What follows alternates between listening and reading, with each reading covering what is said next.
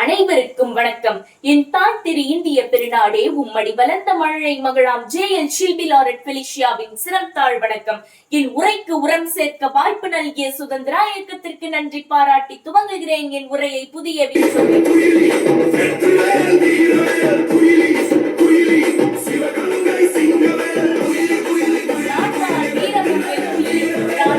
நாச்சியாரின் பெண் காப்பாளர், காவலர், பெண்கள் படை தளபதி, உலகின் முதல் தற்கொலை படை போராளி, வீர தமிழச்சியாம் இந்த குயிலி, சிவகங்கை சீமை குளஞ்சாவடி பாசாங்கரை மண்ணில் கிபி 1749 நவம்பர் திங்கள் 29ஆம் நாள் பெரிய முத்தன் ராக்கு தம்பதியினருக்கு ஒரே மகளாய் பிறப்பு பெற்றேன். என் தாய் ராக்கு வீரமும் துணிச்சலும் நிறைந்த போராளி. எவ்வாறெனே விவசாய பயிர்களை நாசம் செய்த காளையை அடக்க ஆண்களே அஞ்சிய நிலையில் என் தாய் ராக்கு பயமறியாது அதனோடு போராடி வீர மரணம் அடைந்தார். போராளியின் மகள் போராளி அல்லவா? அதன் பின் வாழ் பயிற்சி, வில் பயிற்சி, சுழற்கத்தி சண்டை பயிற்சி, அத்தனையிலும் வீரத்தையும் துணிவையும் சேர்த்து கற்றுக்கொண்டேன். எனது திறமைகளை கண்டு தன் மனதிலும் அரண்மனையிலும் எனக்கு இடமளித்தார் வேலுநாச்சியார். காலங்கள் மெல்ல நகர்ந்தனர். ஆங்கிலேயரின் சூழ்ச்சியால் தன் கணவரை இழந்த வேலுநாச்சியார் அவர்களை அழிக்க படையை திரட்டினர்.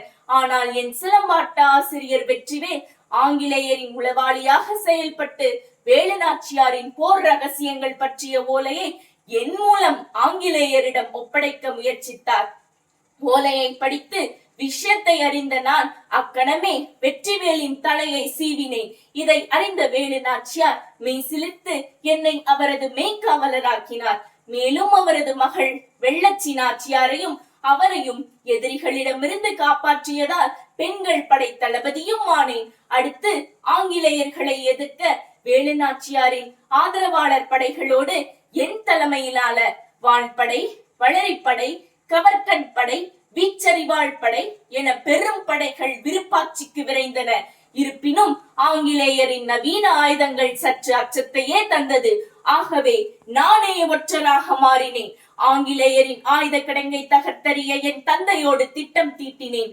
அன்று அக்டோபர் திங்கள் 2ஆம் நாள், மறுநாள் விஜயதசமி என்பதால் அரண்மனையிலிருந்து ராஜராஜேஸ்வரி அம்மன் கோவிலில் கொலி தரிசனத்திற்காக பெண்கள் மட்டுமே அனுமதி இருந்ததை சாதகமாக பயன்படுத்தி கொண்டு என் படையை அரண்மனைக்குள் புகுத்து வீரவேல் வெற்றிவேல் என்ற முழக்கத்தோடு அனைவரையும் தாக்கினர். அச்சமயம் அங்கிருந்த எண்ணெயையும் நெய்யையும் என் மீது ஊற்றிக்கொண்டு நானே தீ வைத்துக் கொண்டு வீரவேல் வெற்றிவேல் என்ற முழக்கத்துடன் ஆயுத கிடங்கிற்குள் நுழைந்தேன். பெரும் சத்தத்துடன் கிடங்கு வெடித்தது. ஆயுதங்கள் அனைத்தும் சாம்பலாகின. கூடவே என் உடல் முழுவதும் சிதைந்தன. என் உடல் சிதைந்ததாலும் ஆங்கிலேயரின் ஆயுத கிடங்கு அழிந்தது, சிவகங்கை மீண்டது என்ற பெரும் மகிழ்வோடு இன்னுயிர் ஈந்தேன். 18 ஆண்டுகளே உயிர் வாழ்ந்தேன். என் பிறப்பு இறப்பு இந்திய சுதந்திர போராட்டத்திற்கு வித்திட்டது. நெல்லையிலே எனக்கு நினைவு சின்னமும் உண்டு, கோயிலும் உண்டு. அன்று நெல்லையிலே ஒரே ஒரு குயிலி. ஆனால் இன்று நாட்டு எல்லையிலே எண்ணற்ற குயிலிகள் தேவை. அதர்மம் அழிக்க, பெண்ணிணிவை ஒழிக்க, ஊடக தாக்கத்தை தகர்க்க, இளைய பெண் சமுதாயத்தை கட்டி எழுப்ப நீயும் மாறுவாய அன்பு தோழியே என்னை போல். ஆம், வருங்கால விடியல் நீயே. எழு, துணிந்து செல். நம் தேசம், நம் சுவாசம். ஜெய் ஹிந்த்.